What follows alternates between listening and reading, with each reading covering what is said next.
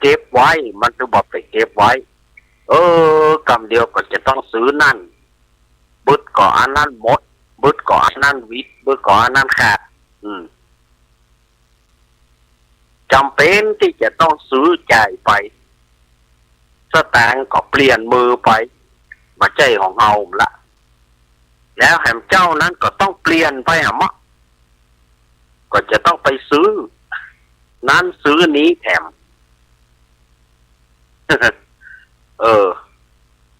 ร้อนได้สตางค์10 บาท20 บาท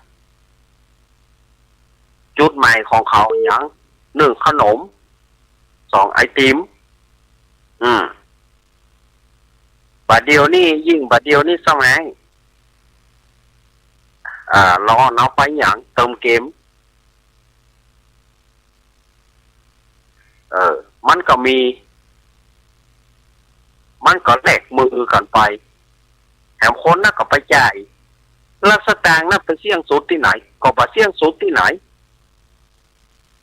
สตางค์แบงค์ตังเหรียญตังอย่างกระจ้างมันก็เปลี่ยนมือไปเรื่อ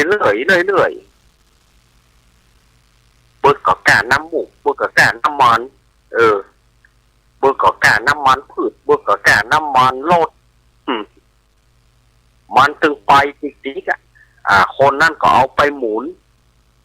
เอาปีกมาขายให้เขาก็เอาสตางค์ที่มีอยู่นะซื้อแถมเขาก็เอานั่นไปหมุนแถมมันบ่มีที่สิ้นสุด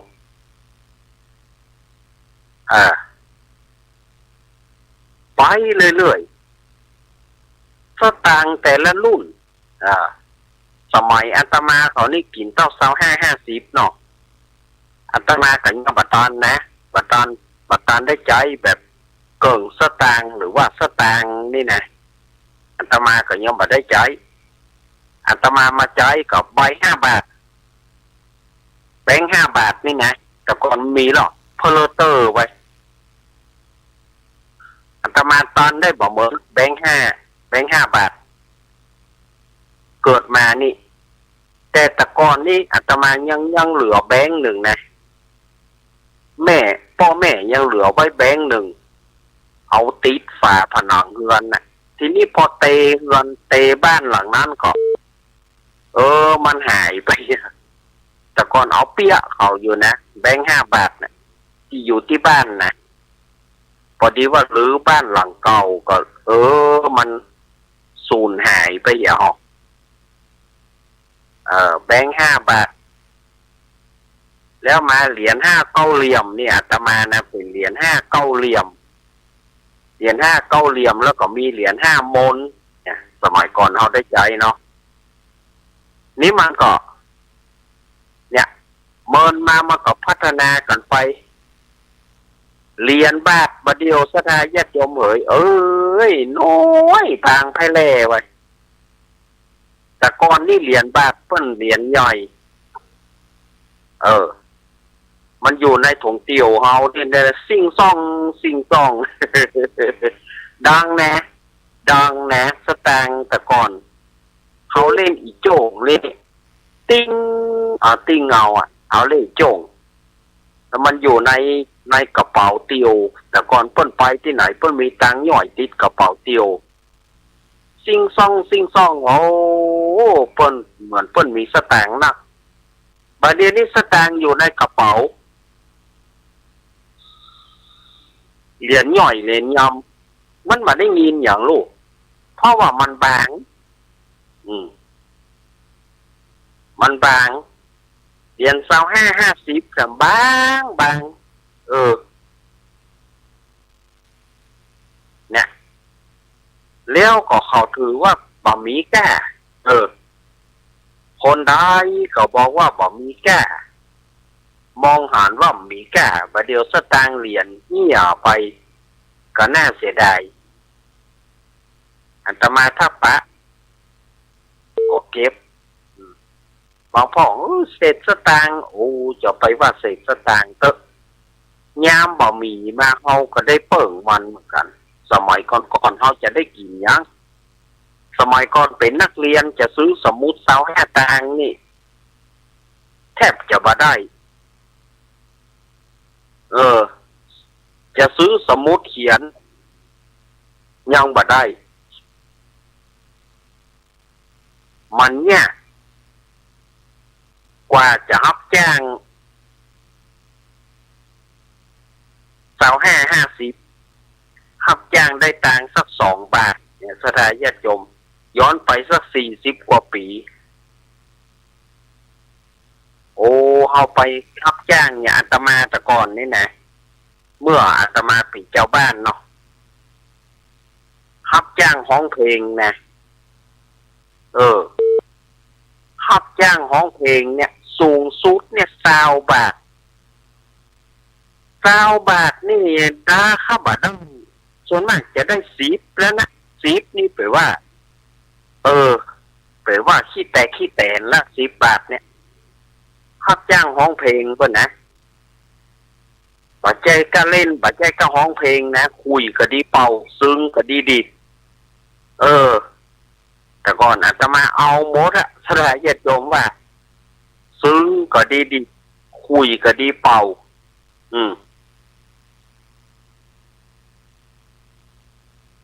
มือเดียวนะบางทีก็สวะคุยมาเปียซึ้งปากก็ยังคงร้องเพลงอยู่บางเพลงมันบ่เข้ากับคุยมันต้องเข้ากับซึ้งบางเพลงบางเพลงมันบ่เข้ากับซึ้งมันไปเข้ากับคุยก็ต้องสวะซึ้งเป่าตัวฮ้องตัวก็มีแล้วก็เป่าคือเขาฮ้องก็มีบางทีก็ดีดคือเขาฮ้องก็มีสมัยแต่ก่อนมันรับจ้างนะได้สัก10 บาทนี่โอ้เสี่ยงอย่างของกินก็บ่ใช่เรื่องมากนี่ซื้อกล้วยนึ่งเนี่ยมัดหนึ่งซื้อกล้วยนึ่งแม่สั่งไว้ซื้อของกินซื้อกล้วยนึ่งเนี่ยมัดเนอะ50 ตังค์มัดหนึ่งมี5 หน่วยกินอันนั้น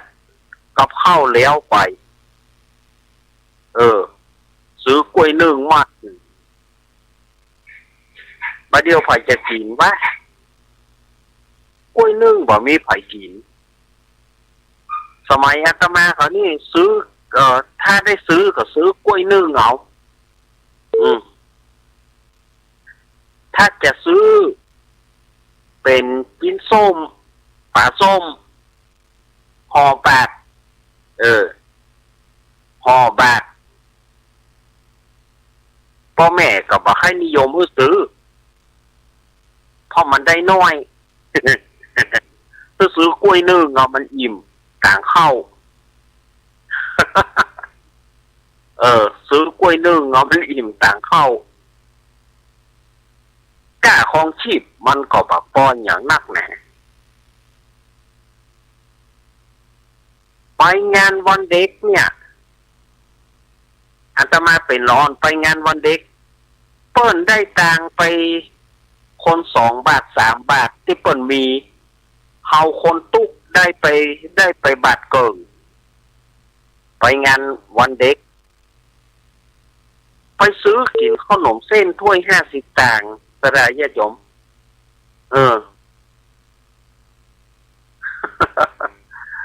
ซื้อตำส้มซื้อขนมเส้น50 ตังค์ซื้อกินตำส้มถ้วย25 ตังค์ขนมบ่ต้องซื้อขนมเปิ้นแจกเหลือตังมาถ้าได้เหลือตังมาอยู่บาท25ยังเหลือมาอยู่นะเหลือมาบาท25แม่ว่าจะไปให้มันเสี่ยงเนอะบาทเกิงนี่ต้องเหลือแม่ถ้าบ่เหลือมาโดนเขาแซ่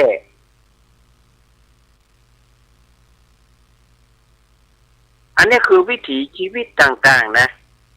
อู้ถึงเรื่องธรรมะแล้วก็อู้ถึงเรื่องการค่าครองชีพการใช้จ่ายสตางค์ในสมัยนั้นเนี่ยมันก็ถือว่าโอ้โหสาญาติโยมสมัยบัดเดียวจะอยู่ได้เหรอมันอยู่บ่ได้สมัยก่อนนี่ไม่ให้บัดดีบ่ได้ซื้ออย่างไปแกะเนาะ ไปแกะแม่ซื้อยังเที่ยงประมาณ5 บาท 6 บาทอย่างซื้ออย่างละ25 ตังค์ซื้ออย่างละ50 ตังค์เตือก็สิได้เตือเปิ้นไปขายตองเนาะโยมแม่อาตมานี่นะไปขายตอง125 บาท100 พายเนี่ยนะที่เปิ้นมัดนะซาเป็นแล้วไปร้อยไป25 100 สั่งเอาไปขายก็เปิ้นได้ตังค์สั่งของกินมากซื้อของกินเนี่ยสัก10 บาท10 ปลายเหลือมาเอาซื้อขนมให้ลูกแถวบ้านซื้อบาทเดียวนะซื้อขนมแถวบ้านส่วนมากจะซื้อขนมจานมันอยากไปหน่อยมันเลิกปั่นกันคนจานกินเข้าไปซื้อขนมบาทเดียวนั่นนะนอกนั้นก็เป็นเมี่ยงเป็นยาเป็นยังของเปิ้นเผื่อมาขายตอง125 130ถ้าถึงวันธรรมดาเนี่ยจันทร์ถึงศุกร์เนี่ยไปเก็บตองเก็บตัวพายตัวเนี่ยแม่อาตมานี่นะเก็บตัวพายตัวการว่าวันไหนที่เปิ้นมัดเปิ้นเอาตองแตกนี่ก็จะแตกวันศุกร์เนาะวันศุกร์เปิ้นจะเอาตองแตกวันเสาร์เปิ้นจะมัดเป็นมัดเปิ้นหาบละ50หาบ50หาบละ50หาบซ้ายป่วยซ้าย50ป่วยขวา50เป็น100เอาไปขายได้ตังค์25ได้ตังค์30สมัยก่อนจะกินอย่างกับป้นไปกาตีดปุ่นกาตีดเวียงหนองรองปุ่น อันนี้อู้ถึงความทุกข์ความยากสมัยก่อนแต่สมัยบัดเดียวประเด็นนี้จมทุกข์จมยากกันแต่อาตมาก็แค่ถามว่าโผนหัวใส่หัวก็บ่มีโผนบ่หัวใส่หัวร้อนเกิดยุคหลังเนี่ยก็ได้อยู่ตูบมูคามุงตองโผนบ่หัวใส่หัวสมัยก่อนๆนี่ปดโถสถาญาติโยมเอ่ยโผนหัวใส่หัวโซมันเป็นคาเป็นตองประเดี๋ยวสบายมากเกิดมาก็ปืนกระเบื้องปืนกระเบื้องก็เดือดว่าตุกอยู่กินข้าวของกินลำบะลำนี่ตุกปะกินตุกกระตุกกะเขาไปซื้อเปิดติ๊กๆนี่ของกินมีเฮามากินนี่ใช่ไหมของกินได้มีเฮามากินนี่ประเดี๋ยวสร้างไรเดอร์สร้างอย่างแม่ก็เสี่ยงไปแต่หมดแล้วก็มาดื้อฮัดเดือดว่าตุกโอ้ถ้าเขาไปเจอสมัยตะก่อนเขาไปเจอยำน้ำแหเขาไปเจอน้ำพริกตาแดงแห้งตักหยักท่อเขาจะแยกจะได้พักมีแพะปุ่นพักมีกางโต้งปุ่นแย่งมาพักหมูก็ดีเอาพักคนก็ดีเอา เอาพักคนมาแกงเอาพักคือหมูมาต้มกินกันไปของกินย่อมบ่มีอย่างบ้านน่ะสลายญาติโยมว่าเป็นนักเรียนกว่าจะได้มาโรงเรียนใน8 โมง 9 โมงจะมาโรงเรียนเอางัวไปล่ามตัวเนื้อบ่าไล่งัวไปล่ามโจดลักอย่าเอามุยนิ่มเอวตัวครูไปหันนายนี่อย่างไรเนี่ยเอามุยนิ่มเอวมาอย่างจะมาฟ้อนฝ่ายใหญ่ครับโจดลักงัวมาล่ามงัวมาโจดลักงัวมา ขนาดนั้นลูกบาก็เพื่อไปเอางัวออกแรงไปตัวเนยเอางัวไปล่ามก็ละเปาเงียนอ่ะก็มันชุดนักเรียนมันแบบซี่มีก็ชุดธรรมดาเนี่ยก็ได้ญาติโยมเอ๋ยไล่งัวล่ามงัวกันตอกลักกับแม่โรงเรียนเตื่อมาเปิ่นปอประเทศไทยแล้วปอจบแล้วสมัยบัดเดียวนี้ง่ายขนาดกินกับกาดนี่นะเขาก็ว่าบัดตอนเวลาเตื่อขนาดซื้อกินนั่นนะซื้อกินกับกาดเขาก็ว่าบัดตอนเวลาเตื่อเอาไปบินทบาทเนี่ยสถาญาติโยมเขาไปบินทบาท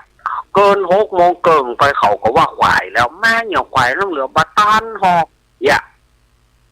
โอ้อันอย่างใดแล้วเพื่อเรียกว่าอย่าสัก7 โมงเนี่ยเอาไก่กาดประวัติอันอย่างใดแล้วเหลือเปิ้นมาใจกาดตั้งแต่เจ้าเพื่อเขาไปถึงกาดเขากุมบัตรมีคนล่ะกาดวายล่ะไม่อย่าควายแต่กี้คนจะหนาวผ่อยจะไปหู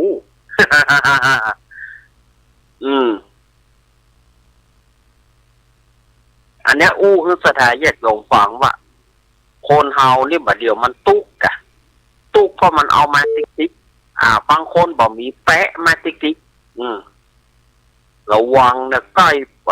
มาปล่อยหลวงระวังเนอะมันซ่าแน่นะ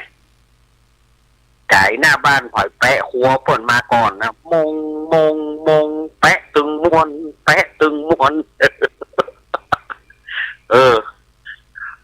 กองนี่มันรู้นะผ่อยไปแปะหัวมาระวังเถอะมันแห่ไก่หน้าบ้านแปะตึงมวนมันจะแปะมาก่อนลูกปล่อยหลวงนะมีบัจจัยโซเตอร์แปะก่อนน้ำขวดกาเบียร์กาเหล้ากาแปะมาก่อนผลสุดท้ายแกะบัตรเอาไปให้เปิ่นแกะบัตรที่เปิ่นหอมนะเอาไปให้เปิ่นนะอันนี้ก็ฝากไว้พูดถึงปล่อยหลวงเนอะวัดสันเมืองวัดของอัตมาภาพนี่นะ5-6-7 ธันวาเนอะ5-6-7 ธันวาเชิญชวนคณะสถาญาติโยมมาเอี่ยวกันไฮไลท์จะอยู่วันที่6เนอะวันที่6นั้นภาคกลางวันก็มีซอคือพอมีแห่ปีพาดแล้วเปิ้นจะแห่ธรรมะมาตานดอกจากหลวงพ่อวัดสลีจอมตองฝ่ายข้าหันอลังการงานสร้างปากยอหมู่ตาใหญ่จะแห่กันมาแห่กวาดตานก็เข้ามาไฮไลท์จะอยู่วันที่6นะวันที่5นะเป็นวันเริ่มก็เชิญชวนเนอะศรัทธาญาติโยมทุกคืนเชิญชวนมาเอี่ยวมาแหว่งกันได้เนอะวัดสันเมืองตำบลหนองล่องอำเภอเวียงหนองล่องจังหวัดลำพูนเชิญชวนกันเนอะพูดถึงปล่อยหลวงนี่นะมันร้อนมันหนาวละเข้าหน้าหนาวละศรัทธาญาติโยมเนาะเข้าหน้าหนาวละเพื่อนั้นก็สบายมากละมันเข้าเขตหนาวว่ากันยาแควนหน่อยเนาะมันบ่เปลืองน้ำแข็ง มันบ่เปลืองน้ำแข็งถ้าหน้าร้อนนี่มันเท่าน้ำแข็งก็ได้บ่ปอแต่หมู่เจ้าบ้านเขาว่าเปลืองเหล้านะอาจารย์เอาละอันนั้นเรื่องของสู่เขาเถอะ น้ำแข็งบ่เปลืองนะอาจารย์เปลืองเหล้าอันนั้นเรื่องของสู่เขาอันนั้นมันเป็นส่วนของสู่เขา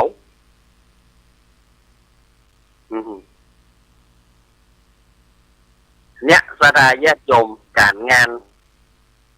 ต่อไปนี้ก็งานกฐินก็ยังบ่เสี่ยงเชื่อ งานกฐินก็เหลือเวลาแถม13 วันเนอะที่จะเสี่ยงสุดนะตึกแงกวันเดือนยี่เปงนะเนอะถ้านอกนั้นไปก็หลังเดือนยี่เปงไปก็จะเป็นกฐินมาได้ละจะเป็นผ้าป่าอย่างเดียวเนาะสถาญาติโยมฉะนั้นที่ไหนบ่มีก็ต้องทำเป็นกฐินสามัคคีน้อยๆก็ได้ทำเป็นกฐินสามัคคีแห่ตานกันไปเพื่อเอาอันนี้ส่งมันก็เชิญชวนคณะสถาญาติโยมเนอวัดใดพ่องก็ทำบุญกันไปก็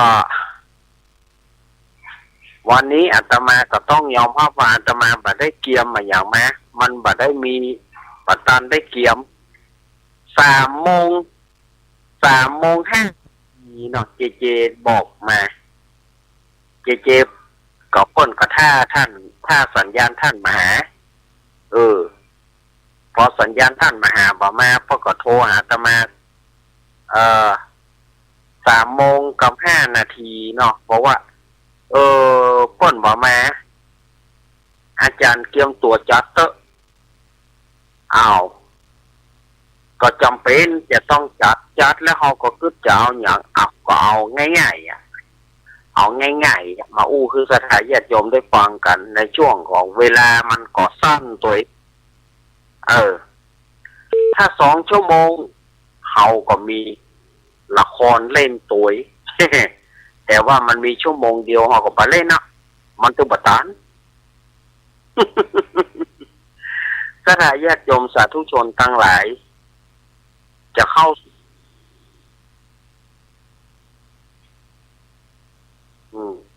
เจเนี่ยว่าจะเช็คแถมรอบหนึ่งถ้าบอกมาก็ต่อเนอะวะอันต่อนี่ก็บอกหู้แน่ ต่อนี่ก็บอกหู้แน่แต่ว่าเอานี่คือมันหลอดก่อนเนาะเอาช่วงแรกคือมันหลอดก่อนช่วงที่2ก็ค่อยว่ากันถ้าบอกมีไผก็เอานะมันต้องบอกมีไผ1เฮาก็2เฮานะสถาญาติโยม1อาตมาภาพ2สถามันต้องอยู่ตัวกันเนี้ยไปมามันต้องไปไหนกันนะเนาะใกล้เดือนยี่เปงมาแล้วนะก็ระวังเนอะปะทบประภาพเนาะระวังพ่องเนอะลูกหลานไปก็เตือนกันเอาอาตมาบอกให้ปากนักละปากนักพ่อกาแม่กาที่เปิ่นขายปะทบเปิ่นกระจองหัวว่านักพ่อแม่ละอ่อนกระจองหัวเตือนกันไประมัดระวังกันพ่องการเล่นไปได้ห้ามแต่จะไปเล่นอะไรสิ่งที่มันใหญ่เกินไปหรือว่ามันรุนแรงเกินไปเล่นหมอกของที่มันม่วนมันบาอันตรายกับมือเฮาพอละหนูญาติโยมทางกรุงเทพว่าไงเคยเล่นมาถบไหมญาติโยมทางกรุงเทพเคยเล่นมาถบไหมมาถบที่มันแตกดังต้มน่ะเคยเล่นไหม เคยเล่นบอกไฟขี้หนูไหมโยมทางกรุงเทพรู้จักไหมบอกไ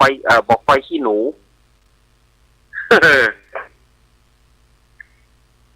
กับบอกไฟตอกบอกไฟบ้องตันน่ะที่มันขึ้นนะจ้วง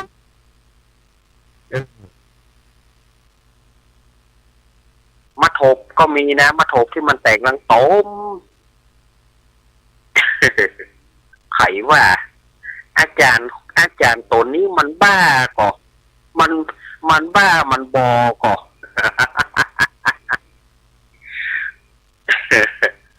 ก็เล่นกันไปสถาญาติโยมไม่ต้องไปเครียดอย่าไปเครียดมันเฮ็ดหยังเนาะอย่าไปเครียดมันเฮ็ดหยังพี่น้องเอ๋ยเครียดแล้วมันได้หยังแม่มันบ่ได้หยังแม่ดอกมื้อนี้เนาะตอนนี้บ่าย3 โมงกับ45 นาทีอาตมาจะเปิดสายแล้วเนาะ อยู่อู้คนเดียวก็ง่อมแต่อู้คนเดียวก็ง่อมมันจะหิ้มดวัตถุอู้เหมือนกัน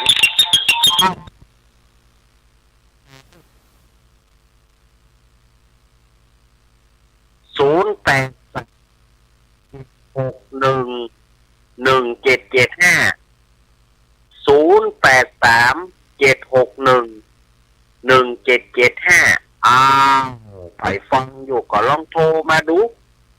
โทรมาพ่องรู้เขาจะได้รู้ว่าป้นฟังจากที่ไหนพ่องนี่เนาะโทรมาพ่องรู้อยากโยมอยู่จุดไหนจังใดจะบอกยายพลโทรเข้ามาดูฟังกันก็ถ้าฟังกันก็โทรมารู้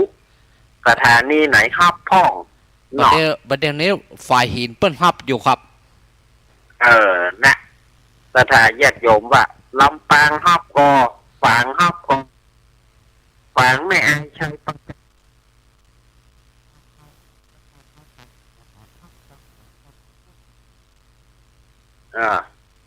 อันโซนใต้จอมตองบ่ต้องถามหาเตื้อมันบ่มีเตื้อ มันบ่มีเตื้อแล้วก็เวียงปะเป้าแม่ขจารโมเดิร์นเรดิโอก็ยังบ่ดีเตื้อก็เดี๋ยวอันนั้นโทรเข้ามาแน่เน้นก็เดี๋ยวอันนั้นโทรเข้ามาแน่หอยก็ว่าเสียงว่าใจน่ะไหนอ้าวญาติโยมที่ฟังอาตมาอยู่ไผ่จะโทรเข้ามาเลยเนอะ0837611775แฟนพันธุ์แท้ก็เดี๋ยวแฟนพันธุ์แท้1775เอาโทรมาเนอะภาคนี้โทรศัพท์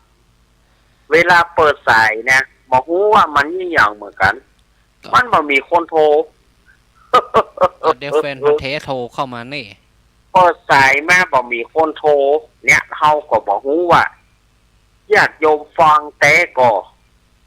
เนี่ยบางทีอาตมาว่าจัดไปบางทีเฮาจัดไปก็เสียเวลาเฮาก็นึกว่าจะมีคนฟังเนี่ยเฮาบ่ฮู้ยายพรไม่หน่อยครับยายพรข้างกับแปลงวัดบางคนก็ถามสายใต้บ่ดีเด้อค่ะอาจารย์มัน5ติดเลยญาติโยมเอ้ย5ติดจะเข้า6ติดละมันบ่ดีมันบ่ดีเมื่อใดก็เงียบปิ้งอาตมาก็ตึงบ่จ้างจะอู้ละอินดูสถาสายใต้อินดูแต่เหนือก็บ่จ้างเนี่ยหือก็มันบ่ดังเดี๋ยวป่านพอภาคข้ามมาแม่ขจารโมเดิร์นเรโอก็ซ้ำมาเสียแถมเอาอะไรกันนักกันหนาในสถานีในคลื่นวิทยุบ่มีไฟเต้รู้นี่0837611775เอาอาตมาก็จะอู้ไปนะ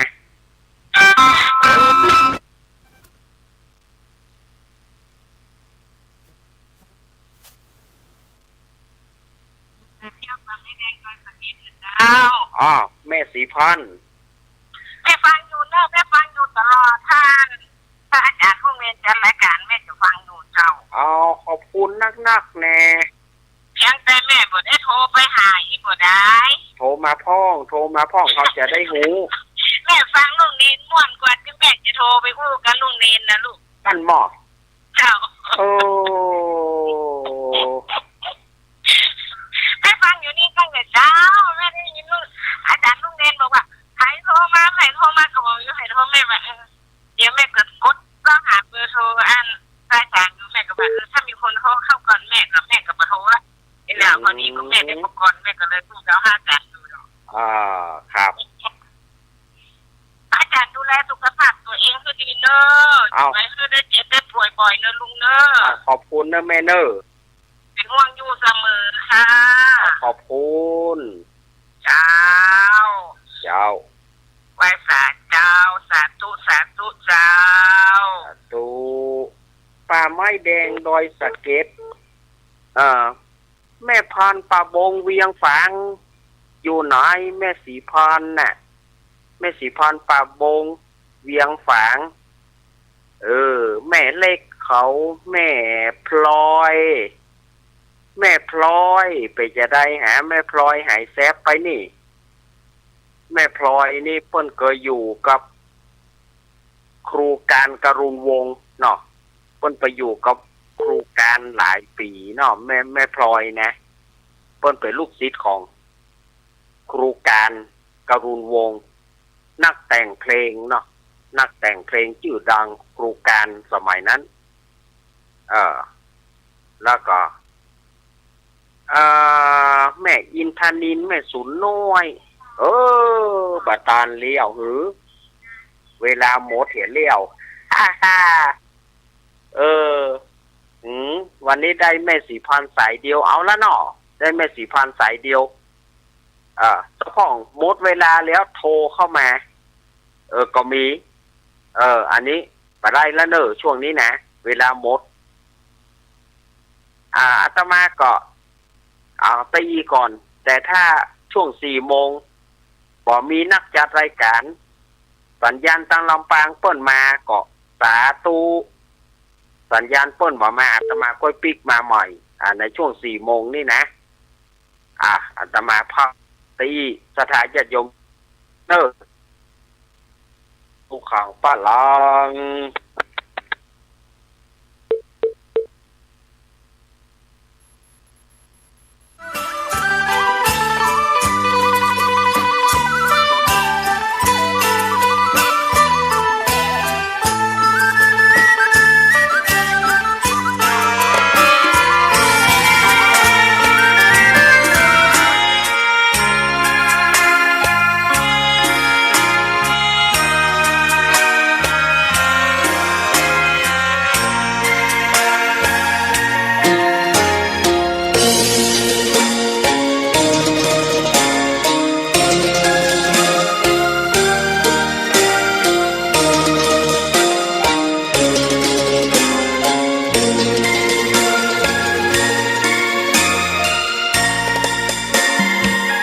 ดอกบัวดอกหนึ่ง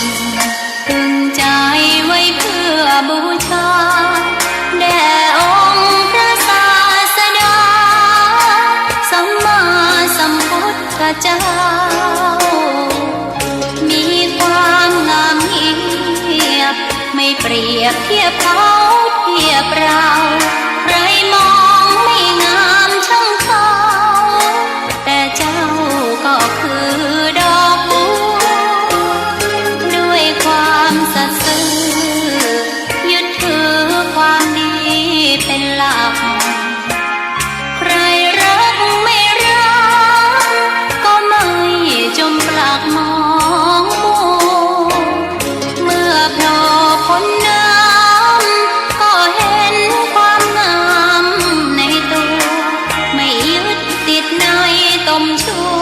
วขอเป็นดอกบัวดอกเดียวใครไม่มองว่าบัวงามเด่นแต่บัวก็เป็น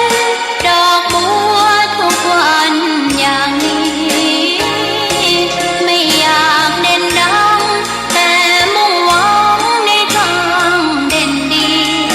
เกิดมาเพื่อสร้างบารมีถวายชีพนี้บูชาดอกบัวดอกน้อยเฝ้าคอยคนที่ใจบุญมาโอบเอื้อเกื้อกูลรู้ค่าของบุญเก็บบัวขึ้นมาเพื่อสร้างความดีและสร้างบารมีดังว่าใช้ดอกบัวนี้บูชาพระสัมมาสัมพุทธองค์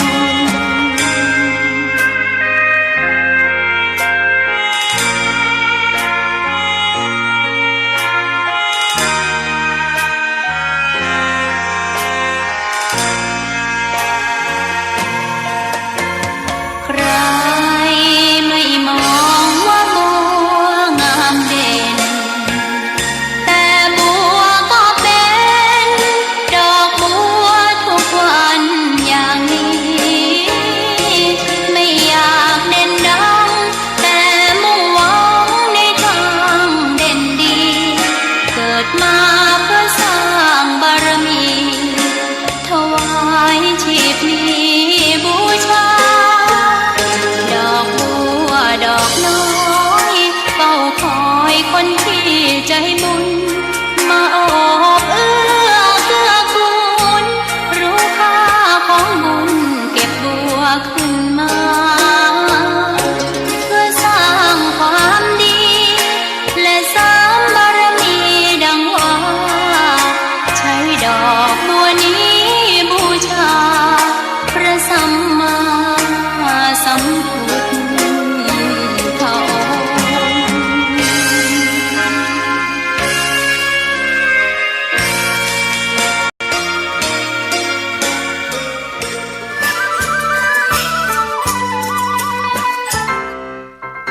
องค์ น้องๆหน้าหนาวนี้ไปแอวเหนือเฮาพักที่นี่บ่รีสอร์ทนี้ดีขนาดมีเครื่องทำน้ำอุ่นระบบแก๊สเอาไว้ให้พร้อมแต่ก็ต้องระวังเนอะเครื่องทำน้ำอุ่นระบบแก๊สมีคนตายมาหลายรายแล้วจะอั้นเลยกะอ้ายก็นึกภาพเอากะเปิดเครื่องทำน้ำอุ่นระบบแก๊สในห้องน้ำถ้าบ่มีพัดลมดูดอากาศการหมุนเวียนของออกซิเจนมันจะดีได้จะใดในเมื่อการเผาไหม้บ่สมบูรณ์ก็เกิดการสะสมแก๊สคาร์บอนมอนอกไซด์สูดดมเข้าไปมันจะไปจับกับเม็ดเลือดแดงและทำให้เม็ดเลือดแดงจับกับออกซิเจนได้น้อยลงเมื่อออกซิเจนเข้าไปถึงปอดก็จะย่าให้คลื่นไส้เมาหัวหายใจยากจนถึงขั้นเป็นลมแล้วก็ตายได้โดยเฉพาะคนที่มีโรคประจำตัวเช่นโรคหัวใจโรคเลือดจางหอบหืดถุงลมโป่งพองโรคความดันโลหิตสูงซึ่งจะมีโอกาสสูงกว่าคนอื่นน่ากลัวขนาดเนาะมันก็บ่ถึงขนาดนั้นถ้าหาหูวิธีคือถ้าอาบน้ำด้วยเครื่องทำน้ำอุ่นระบบแก๊สบ่ดีอาบเกิน10นาทีจะต้องเปิดพัดลมระบายอากาศหรือให้อากาศถ่ายเทได้ดีอันนี้ก็จะช่วยได้นักถ้าหมู่เฮาแค่หูข้อมูลเพิ่มเติมโทรสอบถามได้ที่กลุ่มสื่อสารความเสี่ยงและพัฒนาพฤติกรรมสุขภาพสำนักงานป้องกันควบคุมโรคที่1เชียงใหม่053-140-774-6หรือสายด่วน1422จนเครียดกินเหล้าจนเครียดกินเหล้าจนเครียดกินเหล้าจนเครียดกินเหล้าจนเครียดกินเหล้าจนเครียดกินเหล้าก็เลยยิ่งก็เลิกสิเหล้าอ่ะจนเลิกเหล้าเลิกจนเริ่มต้นเข้าพรรษานี้วัดบุญยวาสวิหารถนนบุญยวาสตำบลหัวเวียงอำเภอเมืองจังหวัดลำปางทำการส่งกระจายเสียงในระบบ FM 106.5 เมกะเฮิรตซ์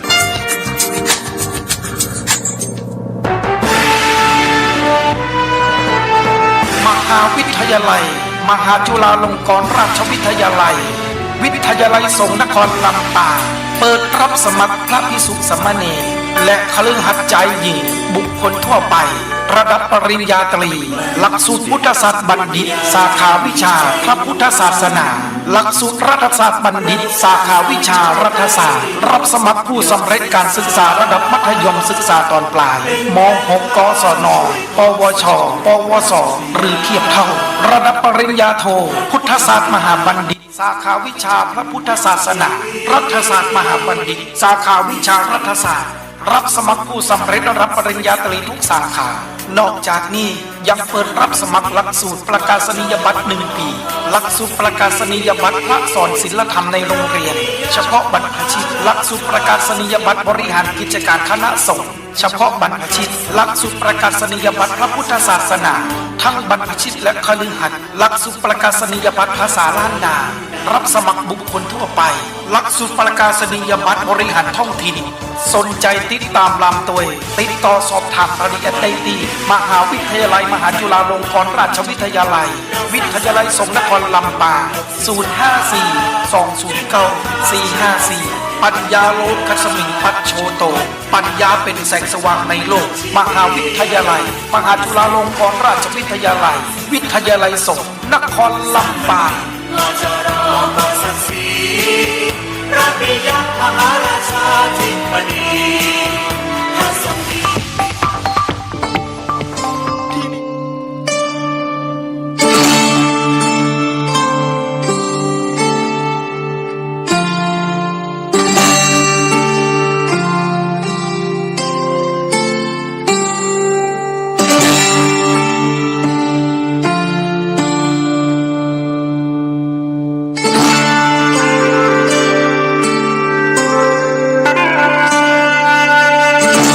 เ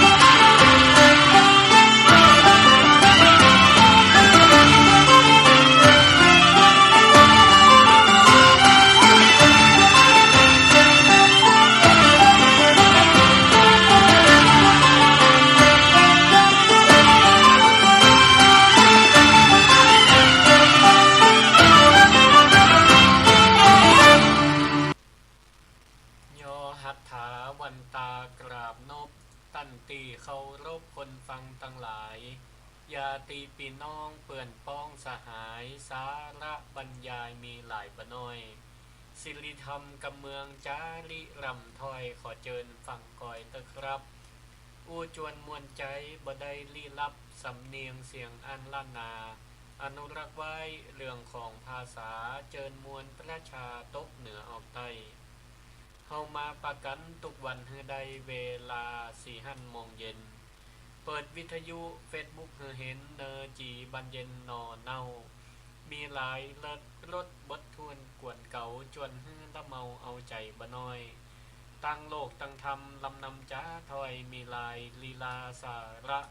ศิริธรรมกำเมืองเอิ้นจาวาทะสดับกันได้นายอัตมาข้านั้นจักได้ขยายข้อความบรรยายมดใส่เป็นป้อยเจิญฟังตะตัวเจ้าบัวกาบซอยบ่ฮือเสียอันเวลาขอเจิญฟังไปก่อนและนายเฮยขอยกมือ10 นิ้วถวายความนอบน้อมต่อองค์พระรัตนตรัยอันมีพระพุทธเจ้าพระธรรมเจ้าและพระสังฆเจ้าอันเป็นตีปกห่มเกลาเกศาของเหล่าบรรดาพุทธศาสนิกชนทุกท่านขอถวายความเคารพมายังพระมหาเถระพระเถรานุเถระครูบาอาจารย์เจ้าทุกตนทุกองค์ขอเจริญพรมายังพุทธศาสนิกชนคนดีมีศีลมีธรรมทั้งหลายทุกผู้ทุกท่านวันนี้อาตมาภาพพระครูสิริธรรมบัณฑิตอาจารย์ประจำมหาวิทยาลัยมหาจุฬาลงกรณราชวิทยาลัยวิทยาลัยสงฆ์นครลำปางเจ้าอาวาสวัดมิ่งเมืองมูลตำบลพิชัยอำเภอเมืองจังหวัดลำปางขอน้อมนำเอาธรรมะอันเป็นโอสถทิพย์มาต้อนรับศรัทธาญาติโยมสาธุชนทั้งหลายเข้าสู่ในรายการศิริธรรมกำเมืองทางคลื่นสถานีวิทยุเพื่อการศึกษาวิทยาลัยสงฆ์นครลำปาง FM 106.50 เมกะเฮิรตซ์สถานที่ตั้งสถานีณวัดบุญวาทวิหารพระอารามหลวงแต่ส่วนอาตมาภาพนั้นได้ออกอากาศอยู่ที่วัดมิ่งเมืองมูลตำบลพิชัยอำเภอเมืองจังหวัดลำปางก็ส่งสัญญาณบัดเดี๋ยวนี้มันใช้ระบบอินเทอร์เน็ตเนาะส่งลิงก์ส่งสัญญาณไปหายังสถานีหลักก็ได้อาศัยอาจารย์ดร.พัชริยาฟองจันตาดีเจน้องนัดก็ดีดีเจหลายๆท่านที่ได้ช่วยกันเพิ่นก็เป็นทำหน้าที่เป็นแบ็กออฟฟิศคอยที่จะส่งลิงก์สัญญาณครูบาอาจารย์แต่ละตนแต่ละองค์เข้าสู่สถานีเพื่อกระจายเสียงแล้วก็เห็นสถานีหนึ่งก็อุปถัมภ์เมตตาธรรมจากท่านอาจารย์พระครูอภิวัฒนวิกรมรองเจ้าคณะอำเภอดอยหล่อเจ้าอาวาสวัดปากตังเจริญผู้อำนวยการสถานีวิทยุคลื่นสีขาวเพื่อชาวประชาก็ได้เมตตาลิงก์เสียงสัญญาณรายการศิริธรรมกำเมืองไปสู่ท่านผู้ฟังที่มีเครือข่ายนอกจากคลื่นสีขาวแล้วยังมีเครือข่ายสถานีวิทยุภาคธุรกิจหลาย10 สถานีอยู่เหมือนกันศรัทธาญาติโยมเจ้าของห้างร้านบริษัทเปิ้นที่เป็นเจ้าของสถานีวิทยุเปิ้นก็ได้หันความสำคัญของการเผยแผ่พระพุทธศาสนาไปสู่ศรัทธาญาติโยมที่อยู่ตั้งบ้านตั้งจองเปิดวิทยุมาก็สามารถฟังธรรมะไปตัวและก็คลื่นแหมคลื่นหนึ่งวัดไฟหินอาจารย์พระครูสมุทรวิสุวัตรวรกิจโจวันนี้ตรงกับวันพฤหัสบดีที่23 เดือนตุลาคมพศ 2568อาตมาก็ได้มาออกรายการเพราะว่ามันเป็นวันพัดเวลา 4 โมงถึง 5 โมงแรงนี่ก็ท่านอาจารย์พระมหาสมชาติเปิ้นก็ปั่นเวลาออกอากาศตะคืนก็ออกไปแล้วรอบนึงวันนี้ก็ออกเข็มรอบนึงถ้าได้หายก็หายไปหลายวัน ถ้าได้มาก็ติดต่อกันก็ศรัทธาก็คงบอกว่ากันเนาะซึ่งก็รายการศิริธรรมกำเมืองในวันนี้ก็จะได้มาอู้มาจามาพบมาปะกับศรัทธา พี่น้องเจ้าบ้านอีพ่ออีแม่ตั้งหลายที่ฟังรายการกันอยู่ขณะนี้นะก็เวลานี้เวลา 16:00 น.นอนหรือ 4 โมงแรงนะก็ตะวันก็เริ่มใบคล้อยเข้าสู่ยามแรงยามเย็นอากาศก็เริ่มเย็นแล้วนะเมื่อเจ้ามานะไม่ต้องเปลืองแอร์เปลืองพัดลมนะอากาศเย็นสบายบัดเดี๋ยวนี้ก็เริ่มเซาะผ้าห่มผ้าตวบมาห่มกันละนะศรัทธาผู้สูงวัยทั้งหลายเนอะก็รักษาสุขภาพนะอากาศหน้าหนาวก็เริ่มมาละปลายฝนต้นหนาวนะวันนี้ศรัทธาญาติโยมท่านสาธุชนทั้งหลายวันนี้นี่ก็ถือว่าเป็นวันที่23 ตุลาคมเป็นวันสำคัญของชาติวันหนึ่งเป็นวันคล้ายวันสวรรคตขององค์พระบาทสมเด็จพระจุลจอมเกล้าเจ้าอยู่หัวนะองค์รัชกาลที่5นะใน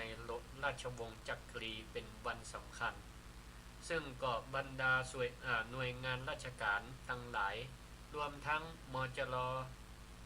มหาวิทยาลัยมหาจุฬาลงกรณราชวิทยาลัยและก็มหาวิทยาลัยส่วนงานทั้งหลายวิทยาลัยสงฆ์นครลำปางก็เช่นกันวันนี้บุคลากรอาจารย์เจ้าหน้าที่ฝ่ายคัดเลือกนัดญาติโยมเปิ่นก่อป้ากันไปร่วมพิธีถวายพวงมาลาเพื่อถวายเป็นราชดุดีและน้อมลำลึกนึกถึงในพระมหากรุณาธิคุณขององค์พระบาทสมเด็จพระจุลจอมเกล้าเจ้าอยู่หัวเพราะฉะนั้นในวันนี้อาตมาภาพก็จะขอเอาหัวข้อธรรมที่เกี่ยวกับวันสำคัญวันนี้เป็นห้องว่าวันปิยมหาราชก็เลยจะบรรยายเกี่ยวกับหัวข้อว่ารำลึกราชานักพัฒนาสู่การพัฒนาตนและก่อนหลุดพ้นธาตุกิเลสเอามาประยุกต์เข้ากับธรรมะคำสอนขององค์สมเด็จพระสัมมาสัมพุทธเจ้าธรรมะทุกเรื่องก็ต้องมีหลักมีแก่นวันนี้อาตมาภาพพระครูสิริธรรมบัณฑิตก็ขอยกเอาธรรมะคำสอนขององค์พระสัมมาสัมพุทธเจ้ามามาจ๋าธรรมะในวันนี้ก็ถือว่าเป็นหัวใจของการพัฒนาตนพัฒนาตนและก็การหลุดพ้นซึ่งก็เป็นภาษิตที่พระพุทธองค์ประกาศอยู่เสมอและก็พระองค์ก็เป็นบุคคลต้นแบบนำปฏิบัติก็คือตนแลเป็นที่พึ่งแห่งตนนี่นะอันนี้เนี่ยก็เป็นธรรมะง่ายๆอัตตาหิอัตโนนาโถที่ไหนก็มีในหนังสือกับพระเขาได้ยินอยู่ประจำย่ำหลวงปู่หลวงตาก็บางทีเพิ่นก็เอาไปปักไว้อัตตาหิอัตโนนาโถนักเรียนเขียนเรียงความนึกภาษิตอันใดหมอออกก็อ้างเอาเนี้ยอัตตาหิอัตโนนาโถตนแลเป็นที่พึ่งแห่งตนบ่ใจแปลว่าปิ่นโตเป็นที่พึ่งของพระบางพ่องก็เอาไปแปลเล่นจนศรัทธาจนพอจะเกิดว่ามันเป็นแต่อัตตาหิอัตโนนาโถปิ่นโตเป็นที่พึ่งของพระนี่หรอแต่แล้วความหมายบ่ใจเนอะตนแลเป็นที่พึ่งแห่งตนความหมายศรัทธาญาติโยมท่านสาธุชนทั้งหลายก่อนอื่นที่อาตมาภาพนั้นจะถึงเกี่ยวกับของหัวข้อธรรมก็ขอถึงเรื่องเกี่ยวกับคำว่าสมเด็จพระปิยมหาราชวันนี้เป็นเรียกว่าวันปิยมหาราชเป็นสมญานามคำนี้นี่มีความหมายลึกซึ้งมีความหมายลึกซึ้งแบ่งกรรมออกเป็นสองอย่างก็คือปิยะกับคำว่ามหาราชมหาราชแปลว่าพระราชาผู้ยิ่งใหญ่ส่วนปิยะนั้นแปลเป็นคำบาลีละปิยะแปลว่าอันเป็นที่รักปิโยปิโยปิยาปิยะแปลว่าเป็นที่รักบุคคลผู้เป็นที่รักจะได้ว่าคนทั้งแผ่นดินศรัทธาญาติโยมทั้งหลายคนไทยทั้งแผ่นดินในสมัยอดีตจนถึงปัจจุบันถึงฮักพระองค์ท่านพระปิยมหาราชแล้วก็ตั้งสมญานามพระองค์ว่าเป็นพระปิยมหาราชฮักเคารพสักการะ นะบางพ่องก็ตั้งนะโต๊ะบูชานะบางพ่องก็ปูชาพระบรมรูปของเปิ่นเอามาตั้งนะตั้งที่โต๊ะหมู่บูชาทำพิธีถวายนะสดุดีสักการะนะประจำบ้านประจำจองก็มีในสมัยก่อนนั้นพระมหากษัตริย์นะเปิ่นห้องว่าอยู่ในสถานะแห่งสมมุติเทพคำว่าสมมุติเทพก็แปลว่าเป็นเทวดาโดยสมมุตินะเปรียบเหมือนเทวดาที่เดินดินนะปกติเทวดาก็สถิตอยู่ในสวรรค์วิมานจันทร์ฟ้านะแต่พระมหากษัตริย์นี่เปิ่นเรียกว่าสมมุติเทพนะคือเทวดาโดยสมมุติเทวดาเดินดินคนธรรมดานี่ศรัทธาญาติโยมทั้งหลายสมัยก่อนหรือปัจจุบันก็ตามจะเข้าใกล้ในยังบกล้าเนาะยังบกล้าแต่ว่าพระเจ้าอยู่หัวรัชกาลที่5พระองค์ท่านทรงทลายกำแพงทลายกำแพงระหว่างพระราชากับประชาชนด้วยพระองค์เองหมายความว่าจะได้พระองค์ใช้วิธีเสด็จประพาสต้นประพาสต้นหมายความว่าจะได้ประพาสต้นก็คือการที่พระองค์ท่านบ่ได้ใส่เครื่องแบบกษัตริย์นะพระองค์ก็นุ่งเสื้อผ้าธรรมดาเหมือนสามัญชนเหมือนหมู่เฮาเจ้าบ้านธรรมดาแต่งตัวเรียบง่ายทรงเครื่องเรียบง่ายแต่งตัวเหมือนคนทั่วไป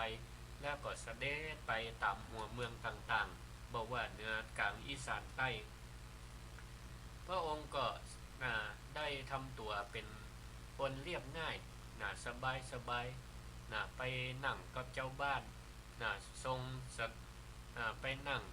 เสวยกับเจ้าบ้านกินอู้ภาษากรรมทั่วไปก็คือเพิ่นไปนั่งกินข้าวกับเจ้าบ้านไปพระองค์ก็ไปฟังสารทุกข์สุขดิบการเป็นอยู่ของเจ้าบ้านประชาชนไร่ฟ้าประชาชนของเพิ่นด้วยตัวพระองค์เองพระองค์ก็ถามสารทุกข์สุขดิบเป็นจะได้พ้องทุกข์ยากลำบากก็โมข้าราชการอย่างต่างๆเบียดเบียนเกาะนี่พระองค์ก็ไปถามศรัทธาญาติโยมทั้งหลายก็ลองนึกภาพพอเตอะว่าเทวดาที่เฮาเกยกราบเกยไหวไก่พระเจ้าแผ่นดินที่เฮาเกยกราบเกยไหวไก่มานั่งอยู่ตรงหน้าเฮามานั่งกินข้าวกับเฮาโอ้มันซาบซึ้งซาบซึ้งใจน้ำตาจะไหลเนาะใจมันตื่นมันตันมันบ่ใจนายกับบ่าวเปรียบเสมือนกับป่อกับลูกอันนี้แหละคือที่มาของคำว่าพระองค์เป็นพระปิยมหาราชเป็นพระราชาผู้ยิ่งใหญ่เป็นพระราชาผู้ยิ่งใหญ่ผู้เป็นที่รักของปวงชนทั้งหลายทีนี้เมื่อพระองค์เมื่อท่านหันตุกก็สามารถดับตุกที่ใหญ่ที่สุดของเจ้าบ้านเจ้าเมืองทั้งหลายในสมัยนั้นก็คืออย่างดับความตุกของเจ้าบ้านเจ้าเมืองทั้งหลายที่เป็นผลงานสำคัญที่เฮาท่านทั้งหลายได้ทราบข้อมูลรุ่นลูกหลานที่เกิดบัดนั้นก็จะได้ศึกษาพระประวัติของเปิ่นว่าพระองค์มีผลงานที่สำคัญก็คือในสมัยนั้นพระองค์ได้ประกาศเลิกทาสประกาศเลิกทาสในสมัยก่อนหน้านั้นคนเฮาเกิดมาบ่ได้เป็นไทยแก่ตัวบ่ได้เป็นไทยก็หมายถึงว่าบ่ได้เป็นอิสระพ่อแม่เป็นทาสลูกก็เป็นข้าทาสก็ต้องเป็นข้าทาสในเฮียนนายชีวิตก็ถูกผูกมัดบางทีเนี่ยยังพิษก็เจ้านายในบ้านนั่นก็มีสิทธิ์ในการลงโทษและก็ตีตาเอาไว้ว่าเป็นข้าทาสในบ้านในจองท่านจะไปที่ไหนก็บ่ได้ไปอยู่หนีไปบ้านอื่นก็บ่ได้ถ้าจะไปได้ก็ต้องได้รับการอนุญาตได้การขายทาสไปอย่างนี้มันก็เป็นความทุกข์ของทาสอยู่เหมือนกันเนาะว่าชีวิตเนี่ยแฝงอยู่บนเส้นได้อยู่กับเจ้านายเปิ้นจะใจ ใจจะเมื่อเฮาทำการทำงานแค่ไหนเฮาก็ต้องบ่สามารถที่จะปฏิเสธได้เพราะเฮาต้องอยู่กับเปิ้นอาศัยเปิ้นกินกับเปิ้นแต่ว่าพระองค์ท่านรัชกาลที่5พระองค์ทรงเป็นพระนักพัฒนามีเมตตาเป็นที่ตั้งทรงก่อยปลดโซ่โดยการที่บ่ได้ใจกำลังบ่ได้ใจดาบแต่พระองค์ใจสติปัญญาใจพระสติปัญญาก้อยๆออกพระราชบัญญัติก่อยแก้ไขจนในที่สุดทาสคนสุดท้ายก็ถูกปลดปล่อยได้แผ่นดินสยามแผ่นดินไทยเฮาก็เลยเป็นแผ่นดินที่บ่มีค่าทาสแห่งต่อไปแต่บางกลุ่มบางคนมีความฮักในเจ้านายก็ขอเป็นค่าทาสฮับใจต่อก็บ่ว่าแต่หลายๆคนก็ได้รับการปลดปล่อยเป็นอิสระก็เพราะว่าน้ำพระไทยพระเมตตาพระมหากรุณาธิคุณขององค์พระปิยมหาราชพระองค์ทรงให้อิสรภาพแก่ร่างกายแก่เจ้าไทยทั้งหลายแก่เจ้าไทยทั้งหลายอันนี้แหละจึงได้สมญานามว่าเป็นพระปิยมหาราชศรัทธาญาติโยมทั้งหลายในหลวงรัชกาลที่5เปิ้นปลดปล่อยทาสของแผ่นดินปลดปล่อยทาสของแผ่นดินแต่องค์สมเด็จพระสัมมาสัมพุทธเจ้าของเฮาพระองค์นั้นเป็นผู้ปลดปล่อยทาสกิเลสมันเป็นจะได้เป็นจะได้ธาตุกิเลสนี่ศรัทธาญาติโยมทั้งหลายร่างกายของเฮานี่เมื่อเฮาได้เป็นไทยได้เป็นไทยจากการปลดปล่อยของการลดความเป็นทาสแล้วอยากไปไหนก็ได้ไปวัดก็ได้ไปที่ไหนก็ได้ตามใจของเฮาแต่ที่นี่ใจของเฮานั่นมันเป็นไทยหรือยังคำถามถึงแม้ว่าร่างกายมันเป็นไทยไปไหนก็ได้แต่ถามว่าใจของเฮานั่นเป็นไทยหรือยังเป็นไทยเป็นอิสระหรือยังบางคนก็ยังเป็นทาสอยู่ใจก็ยังเป็นทาสอยู่ทีนี้เป็นทาสอะไรอย่างเป็นทาสของอะไรอย่างก็ความหมายทำการทำงานต้องแสวงหาทรัพย์มาประทังเลี้ยงชีพเลี้ยงครอบครัวเฮือกินดีอยู่ดีเฮือเหมือนเปิ่นเฮือใดอย่างเปิ่นเฮือมีอย่างเปิ่นอย่างนี้ก็เพราะอันอย่างสิ่งเหล่านี้มัน